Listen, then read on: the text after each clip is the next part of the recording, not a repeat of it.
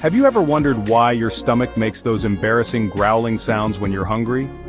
It's not just your stomach complaining. This phenomenon is called borborygmi, the sound of your digestive system at work.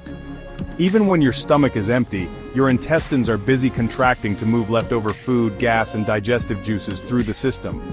When there's no food to muffle the noise, the vibrations create that familiar growling sound. It's your body's way of saying, "Hey, it's time to eat." Next time your stomach growls, you'll know it's just your digestive orchestra playing its tune. Fascinating, right?